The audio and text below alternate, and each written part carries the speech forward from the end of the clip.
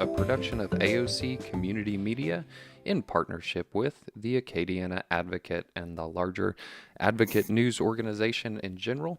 Every Monday through Friday, we're glad to bring you Local News Live, a community service where we take the articles that the Advocate has worked so hard to read and put together, and we read them aloud for you on our TV stations, AOC One, and our YouTube channel, AOC Community Media on YouTube, and of course in audio-only format on Cypress Street Radio.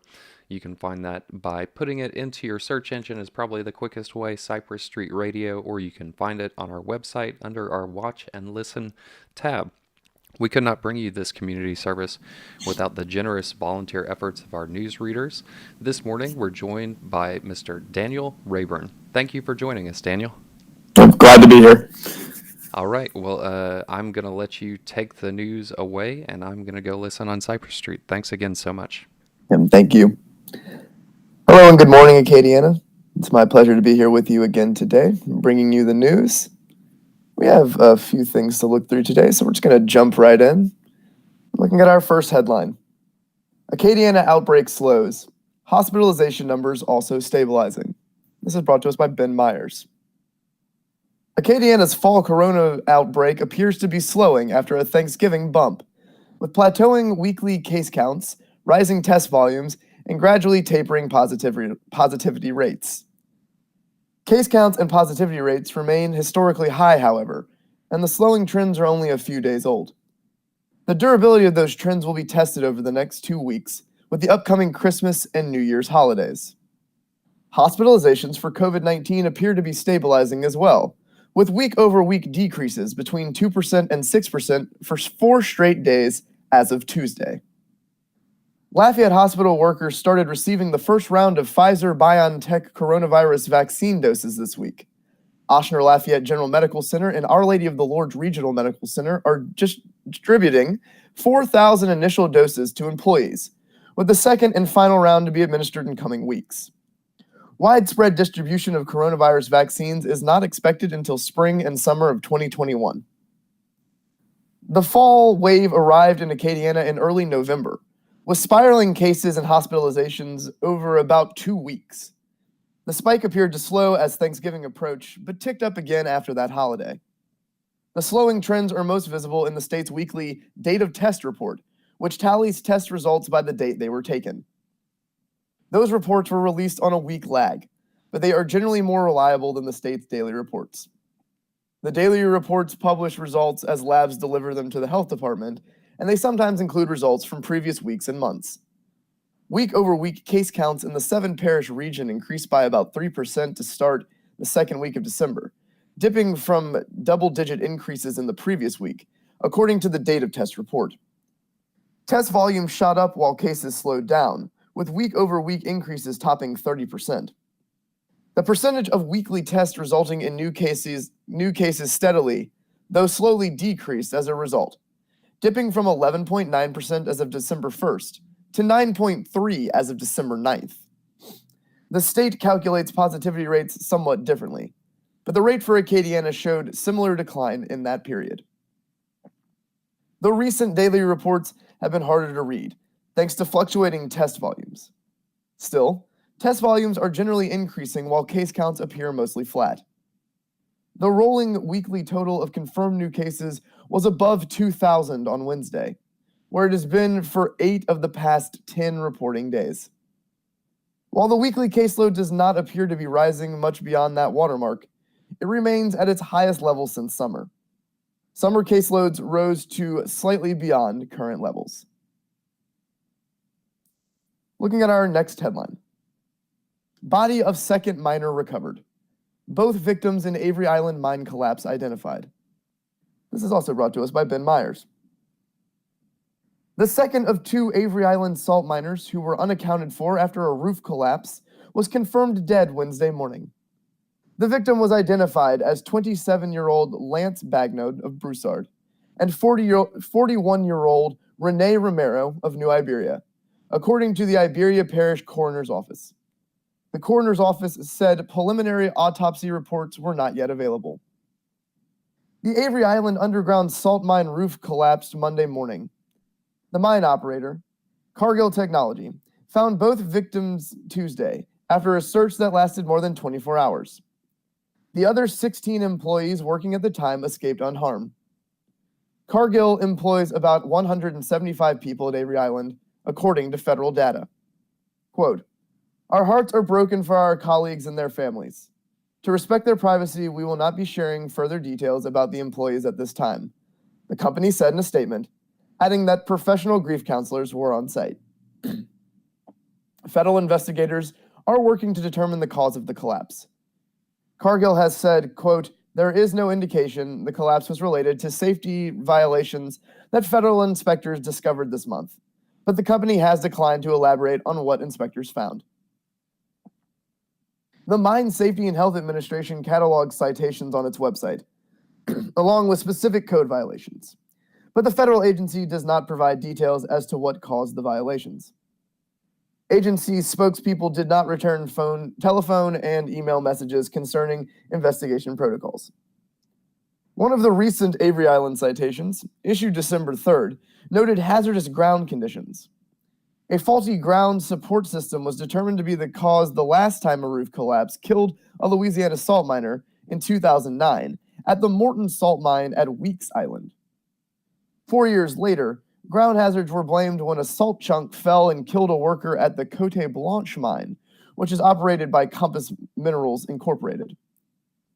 There are 15 underground salt mines in the U.S., with 3 in Louisiana located a few miles apart in Iberia and St. Mary Parish.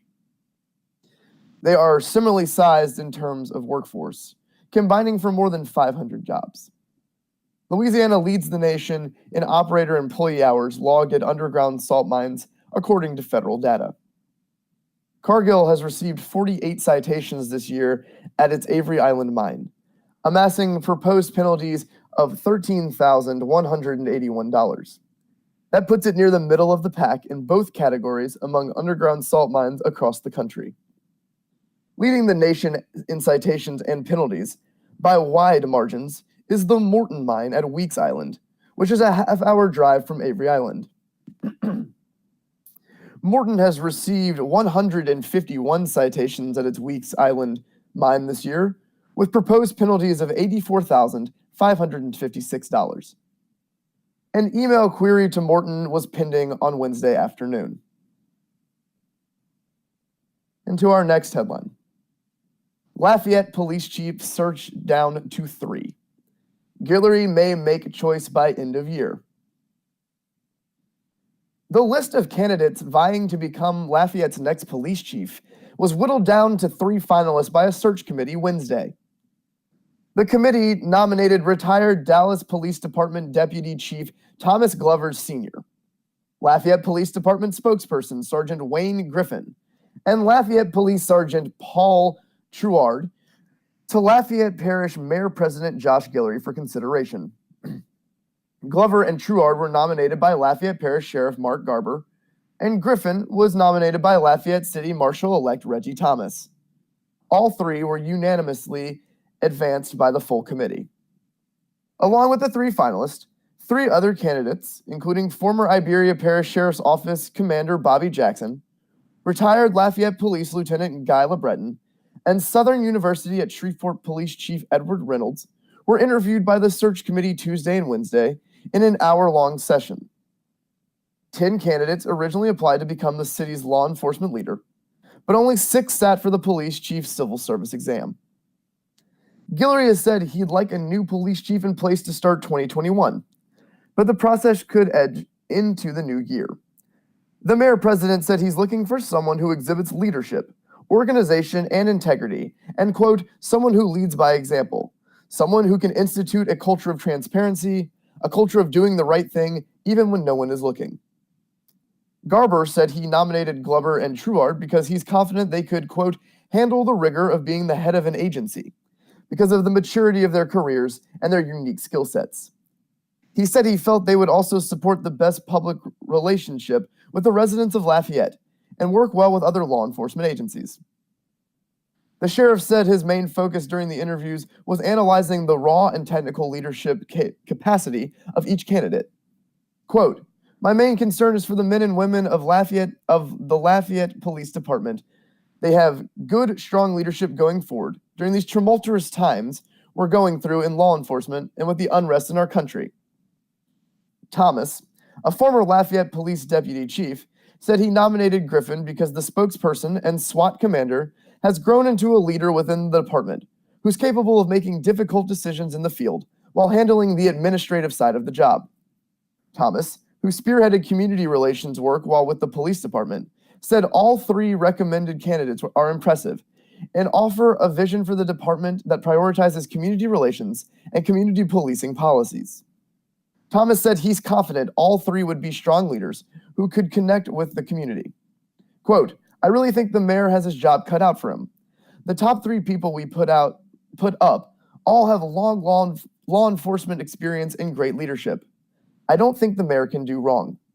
I think no matter who he chooses, he will be excited and will look forward to working with them."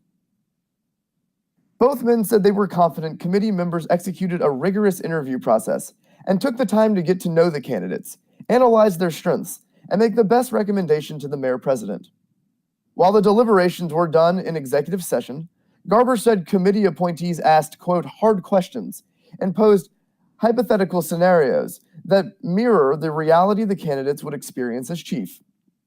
Glover retired from the Dallas Police Department in August of 2017, after more than 36 years with the department. In his last position as a commander, he oversaw an area of roughly 180,000 residents and managed teams including neighborhood policing, detective and criminal response units. Other previous duties included jail oversight, 9/11 dispatch management, and recruiting. Glover has a bachelor's degree in criminal justice from Grambling State University. Griffin joined the Lafayette Police Department in 2002 and has worked in SWAT, School Resource Office Oversight, Patrol, Recruiting, and Narcotics, among other departments. He currently serves as the department's Public Information Officer. From 1995 to 1999, he served in the United States Marine Corps.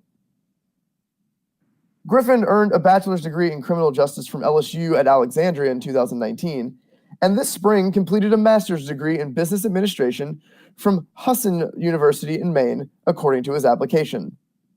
Truard of Opelousas joined the Lafayette Police Department in 1997. He has served as the Firearms Facility Supervisor and Range Master, a departmental training instructor, detective, and officer-involved shooting supervisor, among other roles. He earned a bachelor's in general studies from the University of Louisiana at Lafayette in 2008 and is completing a master's degree in organizational leadership from Columbia Southern University in Orange Beach, Alabama. Thomas said he's thrilled to see two candidates who've risen through the ranks be considered to the head of the agency.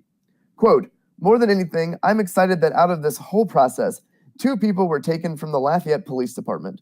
It shows the training, the professionalism, and the leadership that come through our department." Guillory said race will not be considered in the chief's selection, but the ultimate appointee will need to be sensitive to racial tensions in the community and the fraught relationship between the police department and Lafayette's African American community when making decisions about long-term policies and community policing. Tensions rose this summer after Lafayette officers fatally shot 31-year-old Trayford Pellerin, a black man, at a gas station in August. Investigators said Pellerin was armed with a knife at the time of the shooting, but his family and activists have questioned the police account. The incident led to weeks of protest and demonstrations around the city and parish. The police chief position has been vacant since January 6th, the day of Guillory's swearing in, after Chief Toby Aguilar agreed to leave in exchange for a $70,000 settlement. Guillory encouraged Aguilar, who was appointed by his predecessor, Joel Robideau, to resign or be fired. He cited Aguilar's poor working relationship with Garber as one of his reasons for dismissal. Interim Chief Scott Morgan has served in the position since early January. The first chief search began in March with an attempted nationwide search that produced only 4 local candidates. The second search push wrapped in September. Thomas was expected to apply for the position, but later chose to retire after Guillory announced his deputy chief position was being scrapped. Thomas was elected as Lafayette City Marshal in a runoff against Doosan Chief Kip Judice on December 5th. We'll take a moment between headlines. Everyone should have shelter, especially during the holidays. Christmas is only a week away, and Louisiana nights are getting colder. We don't have time to wait. Due to COVID-19 and concerns for community spread, there's been a dramatic decrease in available shelter beds. Those beds will remain unavailable throughout the holidays. That means many experiencing homelessness may have no option than to sleep on the streets. Throughout this pandemic, Acadiana Regional Coalition on Homelessness and Housing has been able to utilize local hotel and motel rooms as a temporary housing solution. From there, case managers help our fellow Acadians transition to permanent housing. Arch is very proud of their success in keeping those they serve safe from COVID-19 and on their way to long-term stability. However, the number of homeless is growing and the holidays are here. Arch needs your help to get our neighbors out of the cold and into warm, safe housing for the holidays. Can you help today? If so, please go to archacadiana.org. That is archacadiana.org. If you would prefer to give by check, please mail to Arch, that's ARCH, at P.O. Box 3936, Lafayette, Louisiana, 70502. Vitalant is still in urgent need for blood donations. Blood and palate donations often drop during the holiday months as fewer donors are available because of seasonal activities and illness. But this year, the outlook is particularly worrisome. With many schools transitioned to virtual learning and businesses in work-from-home situations, about 1,600 Vitalant blood drives have already been canceled for November and December. Currently, there's an urgent need for O-negative blood, the universal blood type that all patients can receive. O-negative donors can maximize their impact by giving a Power Red donation. We encourage donors to make an appointment by visiting vitalant.org or by calling 877-25-VITAL. Again, that's 877-25-VITAL. And we will now jump back into some more local news. Our next headline reads, Probe into LUS Fiber dropped. Investigation into fraud allegations stretched 2 years. This is written by Claire Taylor. As far as the Louisiana Public Service Commission is concerned, the case against the Lafayette Utility Systems fiber operation is closed. The commission met Wednesday for the first time this year, and staff provided an update on the LUS Fiber case, which has spanned more than 2 years and led to allegations of fraud. The Local Government Fair Competition Act and the Commission's cost allocation and affiliate transaction rules were written specifically because LUS Fiber, a government-owned internet provider, competes with private industry. The Act and rules prohibit LUS electric, water, and wastewater divisions from unfairly supplementing LUS Fiber operations. That's exactly what former Lafayette Parish Mayor President Joel Robideau, current Mayor President Josh Guillory, and others allege. That LUS was improperly charged millions of dollars by the fiber division to financially prop up a failing fiber operation. In April of 2018, a month after Bayou Brief reported links between increased telecommunication fees paid by Lafayette Consolidated government to LUS Fiber and increases in the fiber budget, former LUS Director Terry Huball reported to Public Services Commission a possible violation in which LUS paid its fiber division for service to sewer lift stations that were never used because the final connection wasn't made. The fiber division repaid LUS about $1 million. The problems grew worse. Robideau, in preparing the 2019-2020 budget, realized LUS's power outage monitoring system, which paid LUS Fiber for its internet service, was being eliminated. The action, he wrote in a July 8th letter to the Commission, coincided with an audit report from the Commission showing more than $1 million LUS Fiber billed to LUS for the program. The fees were based on value to LUS customers instead of cost to the fiber division, which Robideau alleged may violate the Fair Competition Act and the Commission's rules. That prompted an internal investigation and other charges made by LUS Fiber to LUS and other Lafayette Consolidated government departments that allegedly turned up millions of dollars that LUS and the city parish government paid to supplement the fiber operations. Guillory, who replaced Robideau in January, took up the torch and went after Hubal and other employees involved in LUS Fiber, hiring forensic accounting firm Carr Riggs and Ingram of Metairie to conduct a forensic audit of LSU fiber operations from November 2010 through October 2018. City Parish Attorney Greg Logan in August sent the forensic audit to the FBI, the Public Service Commission, and the 15th Judicial District Attorney Keith Stutes. No update has been provided regarding the FBI. Stutes found no basis for criminal charges, calling the questionable transactions between the divisions an internal matter to be dealt with by the Guillory administration, not the courts. He also noted that the statute of limitations on some of the allegations had expired. As for the Public Service Commission, that agency closed its case Wednesday without taking action, Communications Director Colby Cook said. The staff recommended no action on the allegations submitted at the end of Robideau's tenure in December of 2019. Commission Chairman Mike Francis on Wednesday instructed staff to submit responses to a 2018 audit that has not yet responded to, Cook said. And now moving from local to a bit of state news. Our next headline. The Advocate and Times-Picayune to launch statewide investigation unit. Specialized team will be community funded. This is written by Martha Carr. The Advocate and Times-Picayune on Wednesday announced a plan to dramatically expand their commitment to investigative journalism by doubling the size of their investigation unit and expanding coverage statewide. In addition to 3 reporters on the staff, the news organization aims to hire a data journalist, 2 additional reporters, and a deputy editor. The unit is headed by Gordon Russell, managing editor for investigations. The 3-year, $1.5 million effort will be supported by philanthropic donations to the Louisiana Investigative Journalism Fund, which will be administered by the Greater New Orleans Foundation. It is part of an emergency business model in which independently owned newspaper partners with community foundations to solicit tax-deductible donations. The model grew out of the need for legacy news organizations to find ways to maintain their reporting strength in a punishing business environment.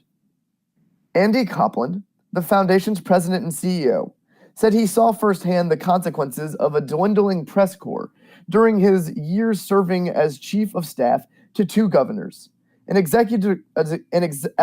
executive director of the Louisiana Recovery Authority, and as top deputy to New Orleans Mayor Mitch Landrieu. Quote, I saw personally how the dramatic drop in the ranks of reporters covering state and local government in Louisiana left the public worse off and less informed, he said. The business model for local print journalism has been turned upside down, leaving regions like ours with fewer of the benefits that accrue when newspapers have the resources they need to hold public and private institutions accountable to the community. The number of newsroom employees at American newspapers dropped by 51% between 2008 and 2019, from about 71,000 workers to 35,000, according to a Pew Research Center analysis of the U.S. Bureau of Labor Statistics data.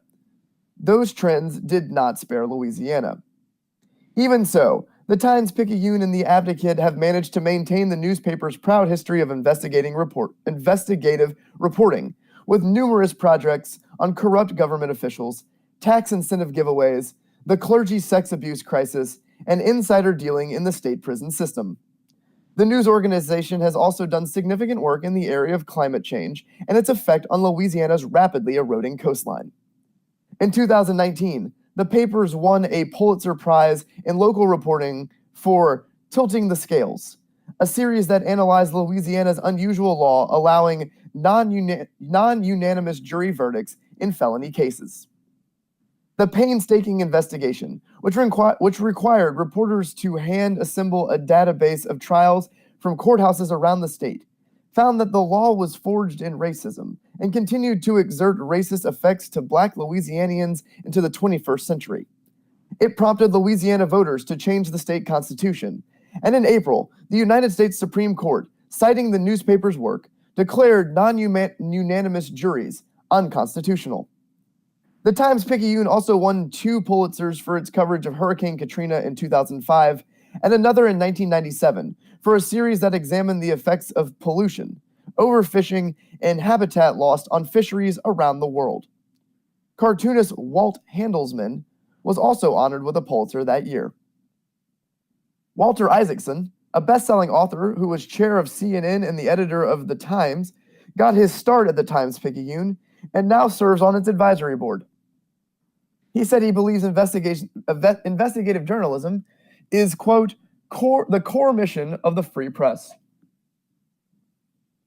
This is especially true for local media, Isaacson said. As someone who started at this newspaper with Dean Backett and others working on investigative pieces, I know how important they are to creating a strong community, informed citizenry, and accountable leaders. Bach, a native of New Orleans, is the editor of the New York Times. The newspaper has chosen to seek donations to bolster its investigative unit because such specialty reporting requires sizable commitments of time and money.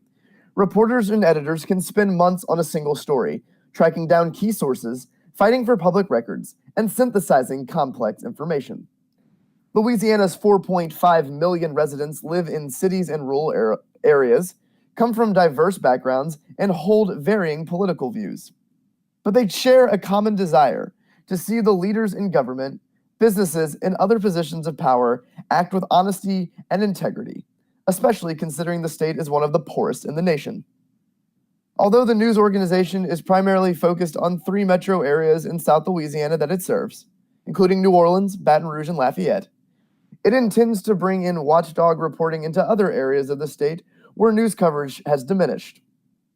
Quote, good news coverage encourages government actors to draw closer to the people they serve and shines a greater light on institutions of power right in our backyard, said Robert Travis Scott, a former Times-Picayune business editor who runs the nonpartisan Public Affairs Research Council in Baton Rouge.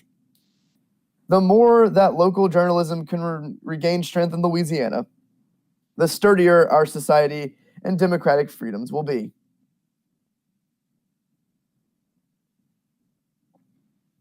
Our next state headline. Legal challenges to Louisiana's virus restrictions continue.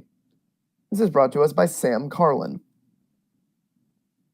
When a Baton Rouge judge last month ruled a last-ditch effort by House Republican lawmakers to overturn Governor John Bel Edwards' virus restrictions was unconstitutional, it appeared the governor was mostly done defending his virus rules after a series of wins in court, at least until the Louisiana Supreme Court weighs in. But the legal challenges haven't stopped rolling in. On Tuesday, a St. Martin Parish State District judge agreed to temporarily block enforcement of the governor's restrictions against Red's Levy Bar, which bills itself as a, quote, small country bar in Catahoula, after a lawyer who has represented the Reverend Tony Spell of Central filed suit on behalf of the establishment. The lawsuit filed by attorney Jeff Wittenbrick of Baton Rouge came in response to a somewhat rare enforcement action by the state's top local alcohol regulator, the Office of Alcohol and Tobacco Control. The ATC earlier this month investigated a complaint against the business and found that the bar was serving half a dozen people, quote, without social distancing and not wearing a mask, according to documents filed in court this week. Instead of negotiating a settlement with the alcohol regulator to get their license back, which often happens in similar cases, Red's Levy Bar filed a lawsuit.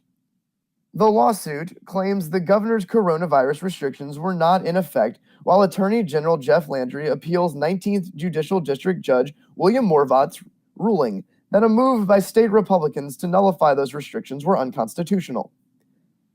16th Judicial District Judge Anthony Thibodeau of St. Martinville granted a request to temporarily block enforcement of the restrictions against the bar until a hearing slated for December 28th. Edwards' coronavirus restrictions, which were ratcheted up in late November, prohibit most parishes from allowing bars to operate indoors.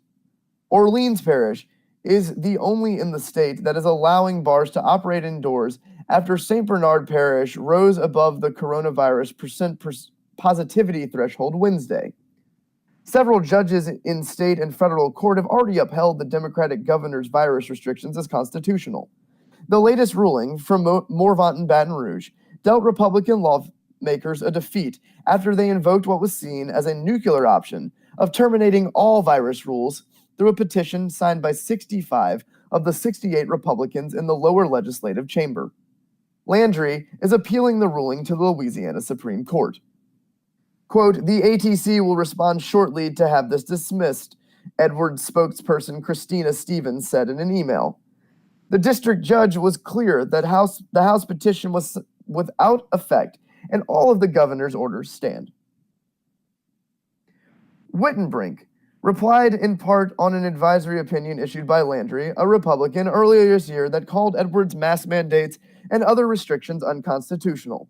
He said the Attorney General is aware of the lawsuit, but is not sure if he'll intervene.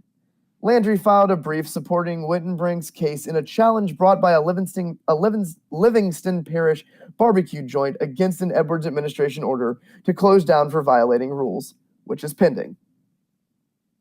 Louisiana has remained firmly in the grip of the third wave of the virus that has sent hospitalizations soaring to a near summer peak of 1,600 and prompted calls by the White House for the state to increase restrictions on businesses to tamp down the spread. And again, we will step away from our headlines, and then after that, we will look at the deaths around Acadiana, followed by our Today in History, and then our horoscopes. Safe location for holiday online person-to-person exchanges are incredibly important.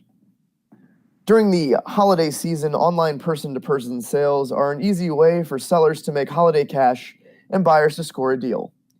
But meeting a stranger to complete the transaction can put both parties in a dangerous situation. The Lafayette Consolidated Government Safe Exchange location at the Lafayette Police Department is the safest location to carry out exchanges. District 3 City Councilwoman Liz Hebert spearheaded the effort, and since opening the location in 2016, has received tremendous feedback from citizens. Quote, "The Safe Exchange location has given people a sense of security and comfort when meeting to exchange a product, and it deters crime, decreasing the likelihood of becoming a victim of a scam, robbery, or assault." According to Lafayette Police Department Information Officer Wayne Griffin, crime increases during the holidays. Quote, "This is the time of year we usually see an uptake in calls to report stealing, robbing, and shoplifting.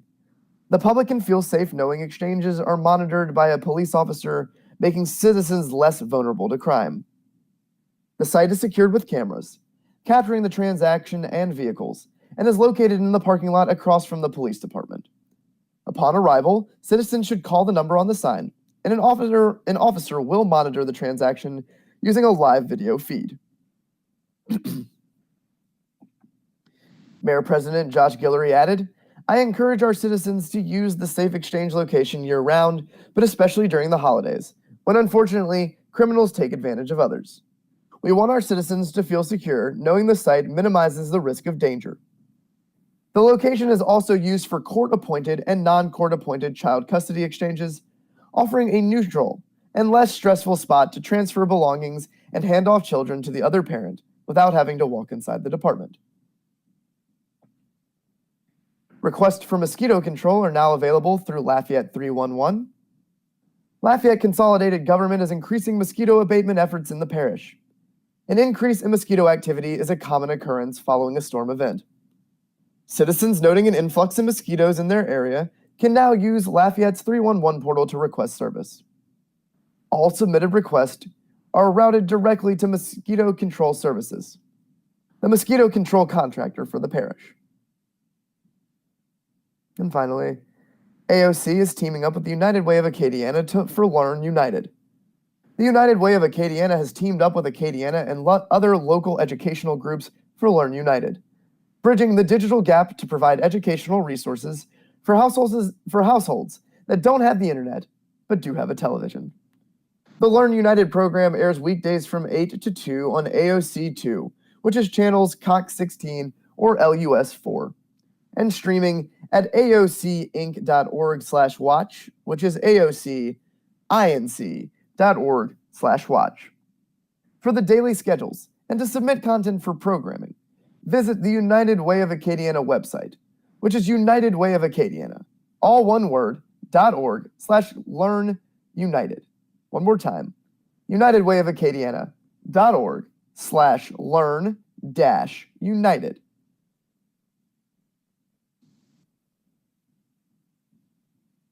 All right. And with that, we turn to our deaths in the Acadiana area today. There are two. The first is Merlin Leger. Service is being held at the Fountain Memorial Funeral Home in Lafayette at 11 a.m. And our second is Wanda Myers, with a service being held at St. Joseph Catholic Church in Iota at 1:30 p.m. Our Today in History is brought to us by the Associated Press. Today is Thursday, December 17th, the 352nd day of 2020. There are 14 days left in the year. Today's highlight in history. On December 17th, 1903, Wilbur and Orville Wright of Dayton, Ohio, conducted the first successful manned powered airplane flights near Kitty Hawk, North Carolina, using their experimental craft, the Wright Flyer. In 1777, France recognized America's independence. In 1933, the inaugural NFL championship game, the Chicago Bears defeated the New York Giants 23-21 at Wrigley Field. In 1938, German chemist Otto Hahn and Fritz Strassmann discovered nuclear fission by splitting the nuclei of uranium into lighter elements. In 1944, the U.S. War Department announced it was ending its policies of excluding people of Japanese ancestry from the West Coast. In 1979, Arthur McDuffie, a black insurance executive, was fatally injured after leading police on a chase with his motorcycle in Miami. 4 white police officers accused of beating McDuffie were later acquitted, sparking riots. In 1989, the animated TV series The Simpsons premiered on Fox with a Christmas-themed episode. In 1992, President George H.W. Bush, Canadian Prime Minister Brian Mulroney, and Mexican President Carlos Salinas de Gortari signed the North American Free Trade Agreement in separate ceremonies. After President Donald Trump demanded a new deal, the 3 countries signed a replacement agreement in 2018. In 2001, Marines raised the Stars and Stripes over the long-abandoned American embassy in Kabul, Afghanistan. In 2007, Governor John S. Corzine signed a measure making New Jersey the first state to abolish the death penalty in more than 40 years. In 2011, North Korean leader Kim Jong-il died after more than a decade of iron rule. He was 69 according to official records, but some reports indicate he was 70. In 2014, the United States and Cuba restored diplomatic relations, sweeping away one of the last vestiges of the Cold War. 10 years ago today, New Orleans quarterback Drew Brees was voted the 2010 Male Athlete of the Year by members of the Associated Press.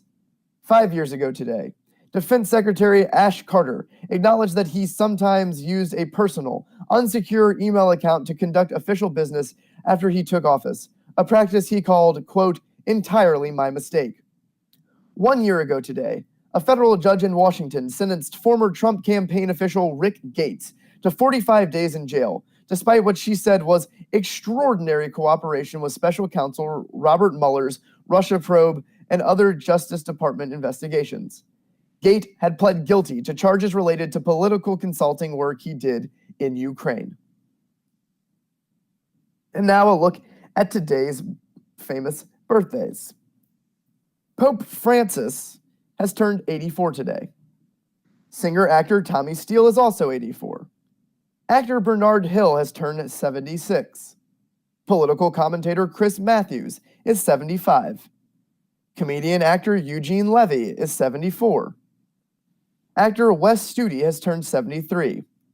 Pop musician Jim Bonfanti of the Raspberries has turned 72. Rock singer Paul Rogers has turned 71. Actor Bill Pullman is 67. Country singer Sharon White is also 67. Producer, director, writer Peter Farrelly is 64.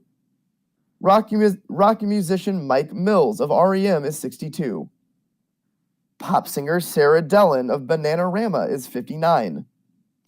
Country singer Tracy Bird has turned 54.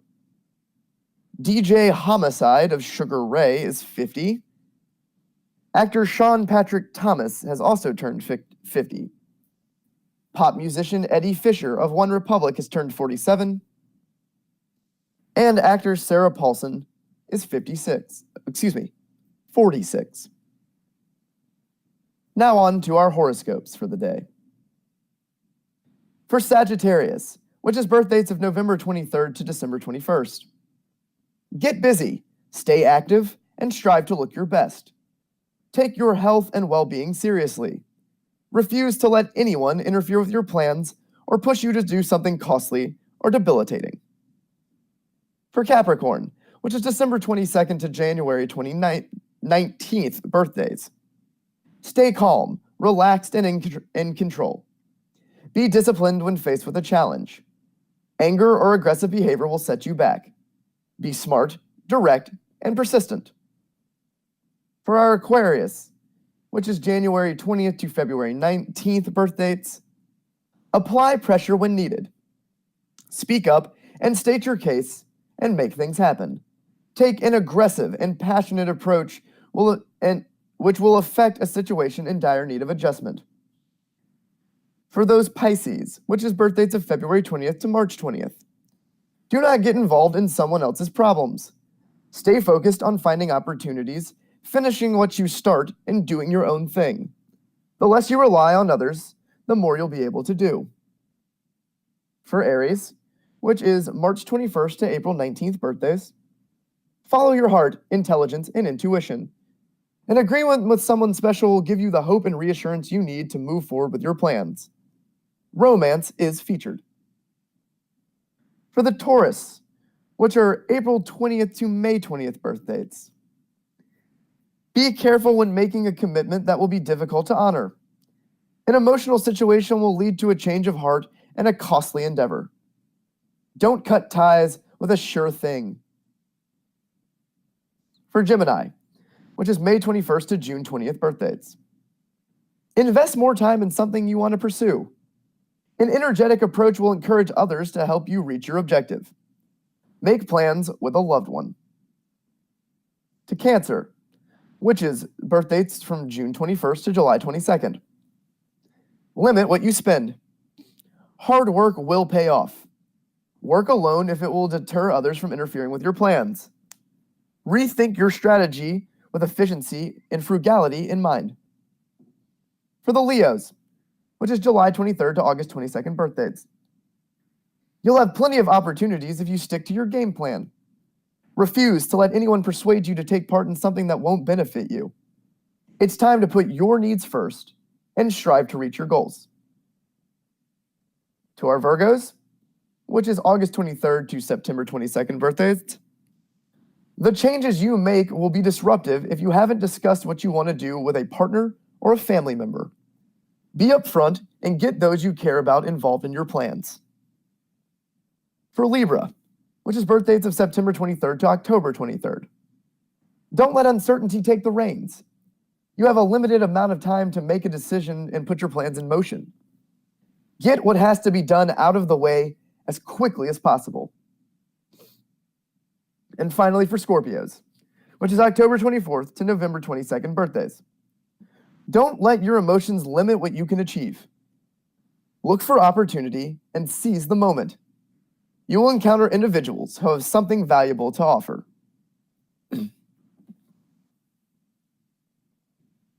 And now, before we return to state headlines and then on to sports.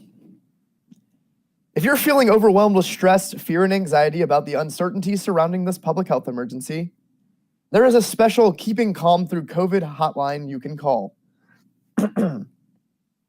This connects you to a trained, compassionate counselor who can offer support and who can direct you to mental health and substance abuse counseling services. Trained counselors are available 24/7. All calls are confidential. Please call 1-866-310-7977. That number again is 1-866-310-7977. Medicaid is now covering coronavirus testing for Louisiana residents without insurance. This coverage is available to people without insurance who are Louisiana residents until the end of the federal public health emergency.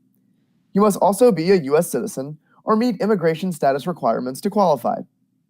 If you need to find a doctor near you doing testing, dial 211. If you have questions, call us at 1-888-544-7996. You can apply for coverage in the doctor's office so that you do not have to pay for testing. When you go to get tested, the provider may ask you to apply for Medicaid. They will help you fill out the simple form.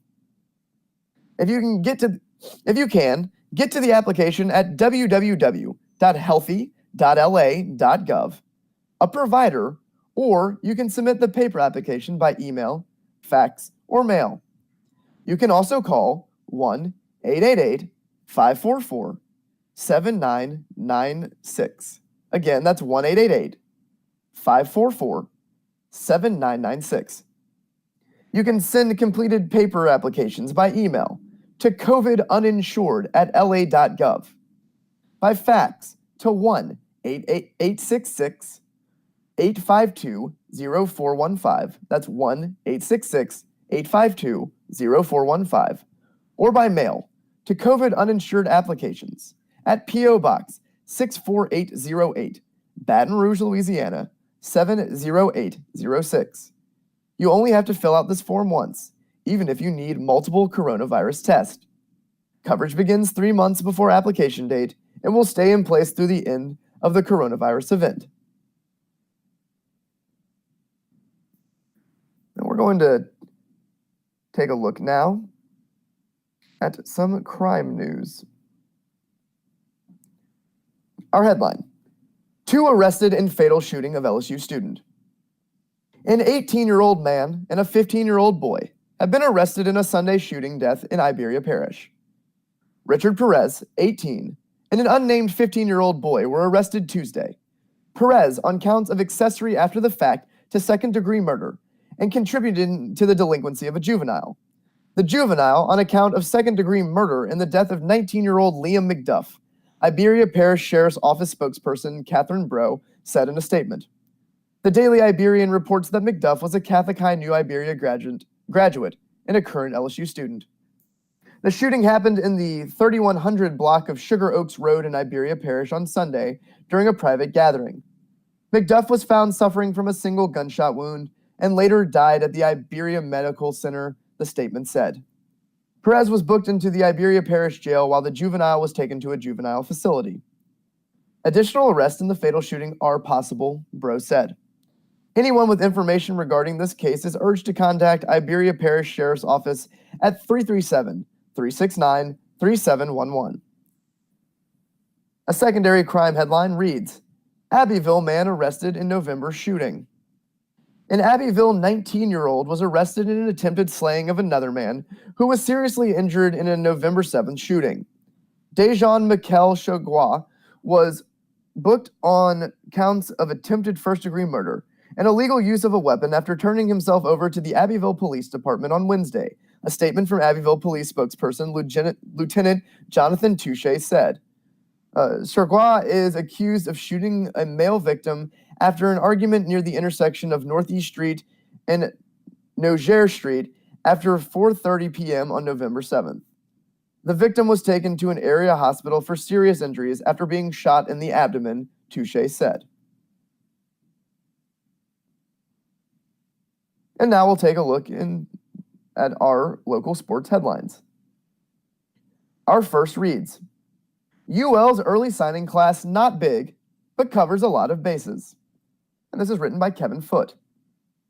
The UL Raging Cajuns' overall number for their early signing National Signing Day class was relatively small, but that's not anything Coach Billy Napier is worried about. For one, there are more signees ahead for the Cajuns on the way. Second, it's more about balance than overall in Napier's third recruiting class. Quote, it's been a unique year, but in general, we feel real good about the class, Napier said. In all, 7 high school commitments, 1 junior college prospect, and 2 FBS transfers officially joined the Raging Cajuns football program on Wednesday.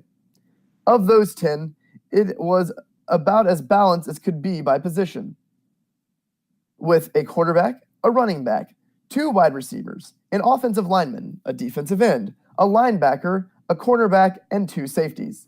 Quote, I think it's a real balanced class, Napier said. We're in the 3rd year, and we want to build good layers in the personnel and the depth. I think you want to have good balance. You don't want to have too many at a certain position.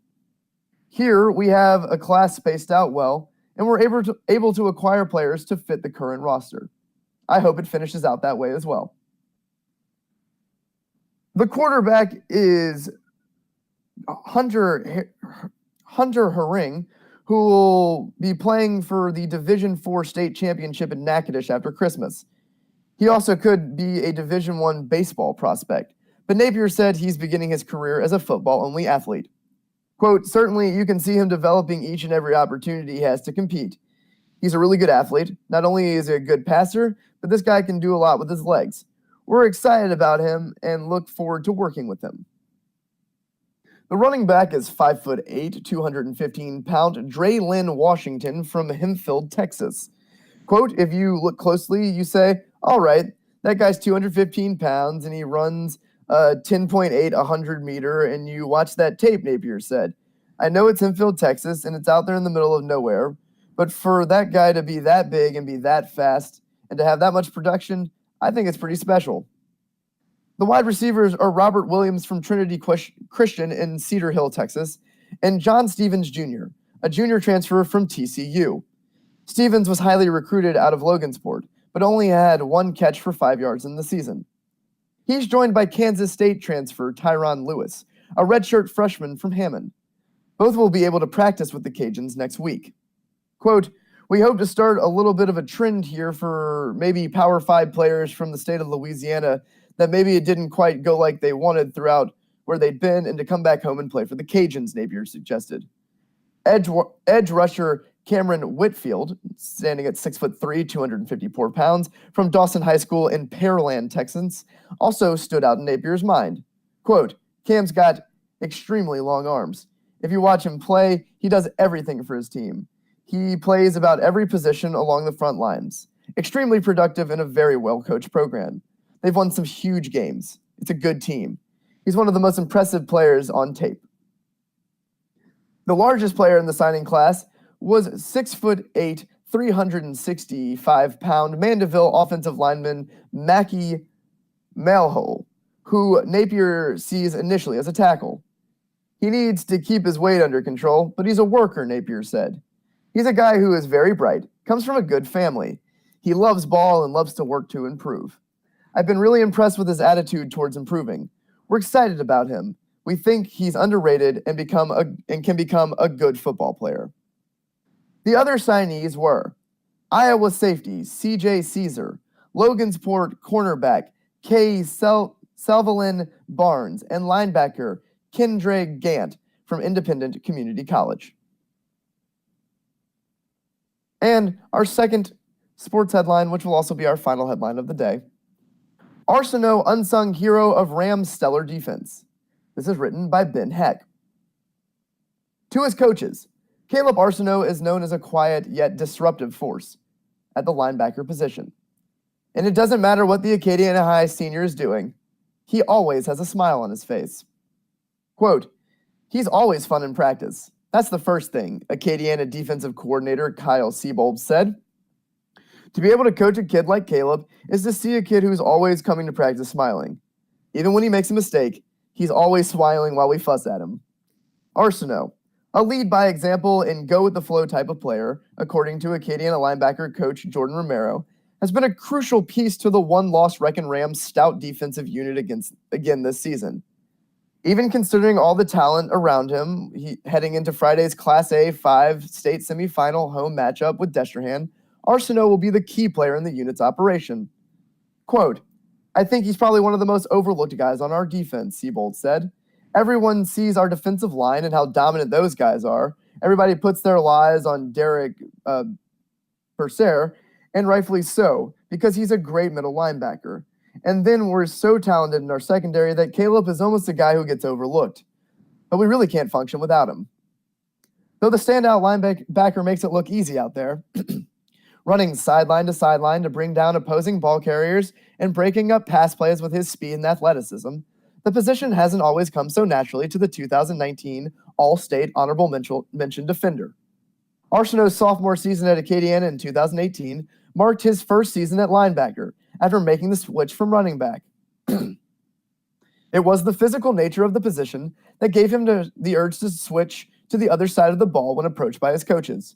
Quote, "He was a bigger kid and he liked to run over people as a freshman, so we knew he could run a little bit," Romero said. "He had a lot of older running backs when he was a sophomore, and we were kind of thin at linebacker, so we knew that he was the guy who could come over to linebacker and basically ended up starting half the time. He shared some time with a senior."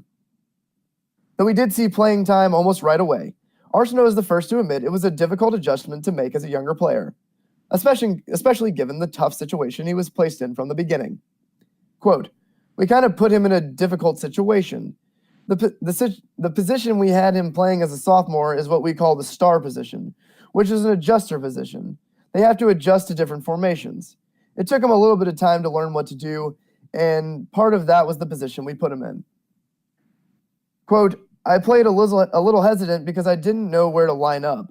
I didn't really understand my reads at the time because it was my first year moving over to defense. I was just getting to understand the defense and was just bad that year," Arsenault said. "The next year I knew I just had to get my mind right, learn the defense, and play fast and physical." Following his sophomore campaign, which saw third-seeded Acadiana upset by sixth-seeded Zachary in the quarterfinals, Arsenault worked hard on his game over the offseason and came out and had a breakout season as a junior. He racked up over 100 tackles to earn All-State Honorable Mention honors and first-team All-District honors, and helped his Rams win the Class 5A state title in 2019. Quote, "It all started from the season before," he said. "I had started like 5 games as a sophomore and only had 28 tackles, just because I was being a little hesitant and not playing the best ball I could. The next year, I knew I just had to get in that weight room, work on my form, my craft, and showed the next year. That state championship ring was 64 tackles. With 64 tackles, 3 interceptions, 1 sack, and 6 pass breakups in the 10 games, including the playoffs so far this season, Arsenault has proven that he is a versatile defender who can play all 3 linebacker positions for a defense, allowing just 10 points per game with a pair of shutouts. Arsenault has a chance to finish his high school career with a second consecutive 5A state title. The top-seeded Rams will first need to get past number 5 Destrehan High in this Friday night's semifinal round. Kickoff is slated for 7 p.m. And that is all of our headlines for today. Thank you for tuning in, and we hope that you listen tomorrow. Hope you have a great day, Acadiana.